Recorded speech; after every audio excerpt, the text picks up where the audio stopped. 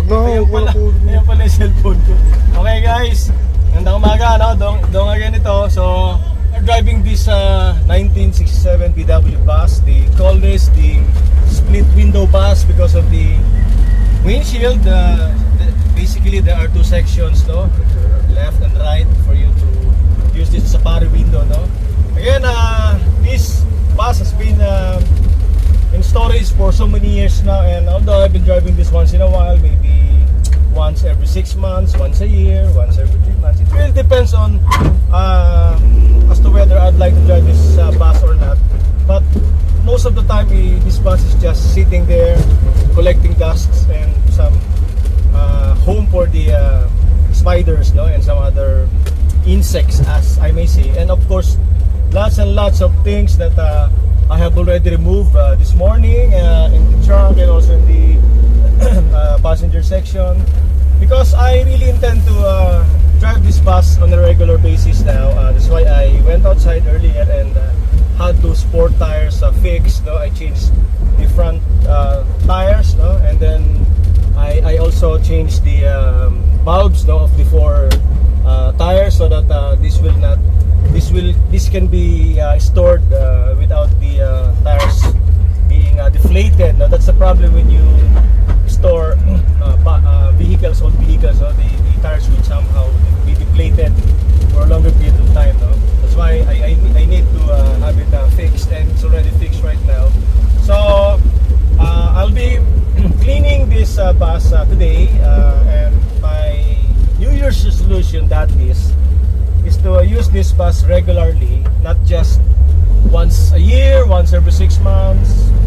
Well, the least would be around once a week, no, during the weekend. So I'll be parking this bus not on the farmost end of the garage, but basically in the middle somewhere, maybe around, or we'll just swap the place of the cabriolet, the Golf cabriolet, to be I'll be removing that and placing it in some other portion of the garage, and I'll be placing it there so that I can drive this out easily, no, from the garage. And hopefully, let's just cross our fingers that this one will be used on a regular basis, not just like a vehicle that we call garage queen, that is not really meant to be driven at least once a week, no. Garage queen vehicles are basically those vehicles that are really restored on a top-notch quality, and all of a sudden you will enter into the shows, and countless shows will be entered, and it will be snagging or getting some trophies, that is. But at the end of the day, after you have participated in some of these shows, car shows and everything, you'll end up placing the vehicle, or rather leaving the vehicle in your garage for a longer period of time. These are now called the garage queen. So that is the status of this vehicle right now. But I just want to change the status of this vehicle and use this on a regular basis, because I think I have restored this in 2012. I was the one who painted this one, and it took me 1 year actually.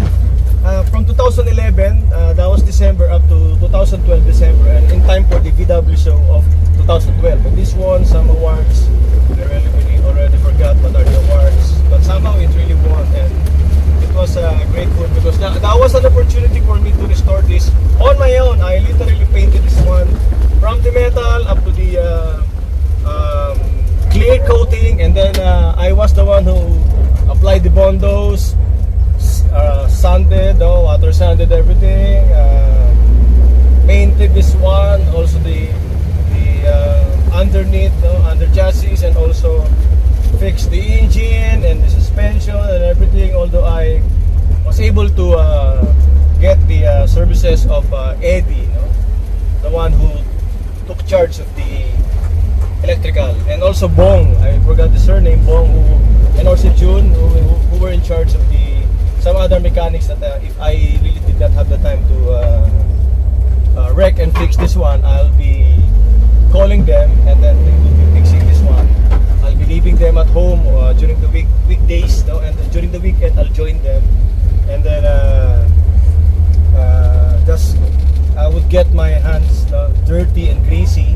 That was for 1 year, 2011 up to 2012. And then after that, I jumped to another project, the Westphalia, and then the Volkswagen. But prior to this, I painted the VW Beetle, 1965, with the ragtop. And then I somehow forgotten all about this bus. And been looking at this every morning, especially during the weekend, having some coffee in the garage and just looking around, fixing. And the problem is that every time I use this, just like yesterday, I was about to drive this, but it was the one of the tires, actually the brakes, was stuck up. So I had to fix it this morning, and then I already fixed it. So it's good to go now. So I've been driving this one this morning and really enjoying this. Try to imagine with the let's call this safari windows open, you can literally have a free air conditioning system for your vehicle. And of course, save from moments that you're stuck in the traffic and then there's no in electric fan, then you will probably getting those heat, no? It's quite difficult, especially during the summertime.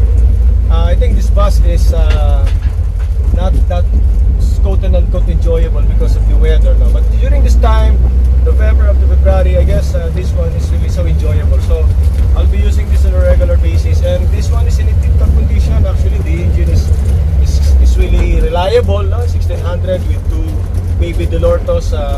I think that's 40 or 44 millimeters. I really forgot what are the or what is the size of those two carburetors. Now I also installed here the electric fuel pump and of course the high torque starter.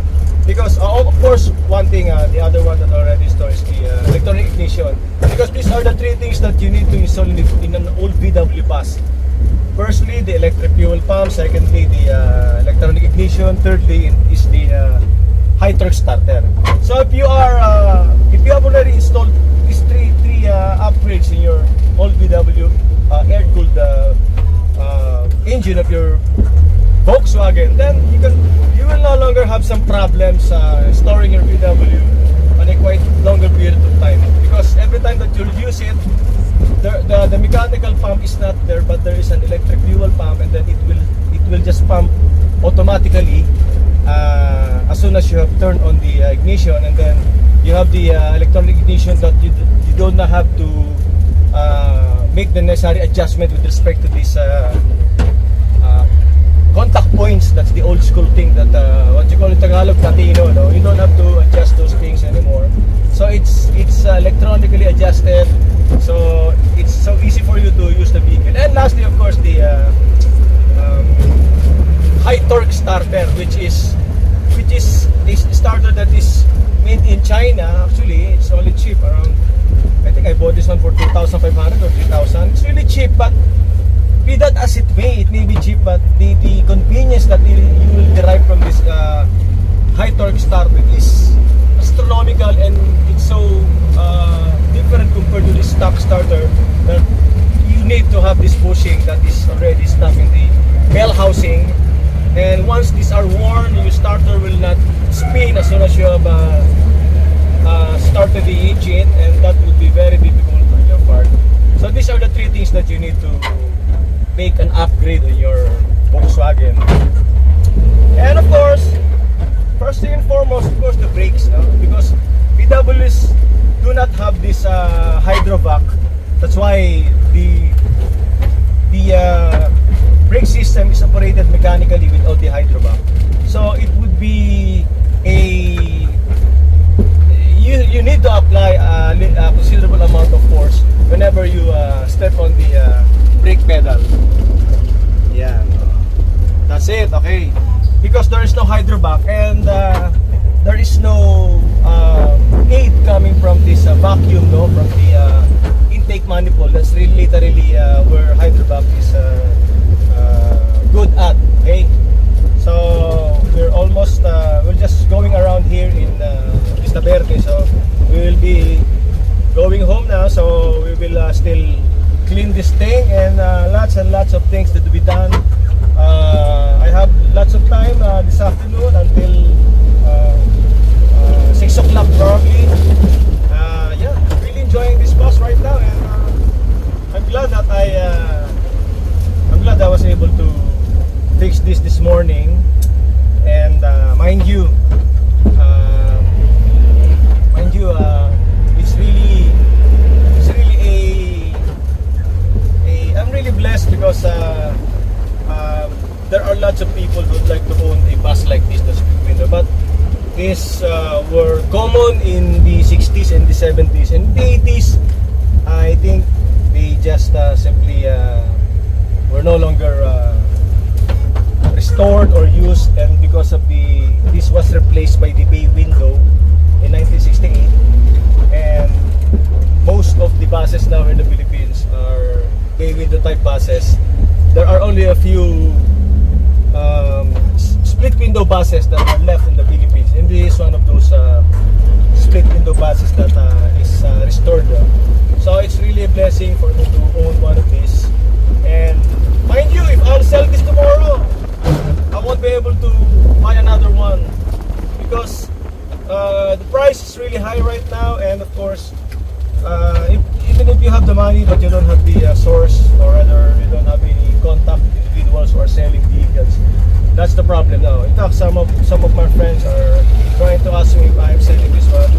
I told them this will stay for me for until I reach the age of maybe 70.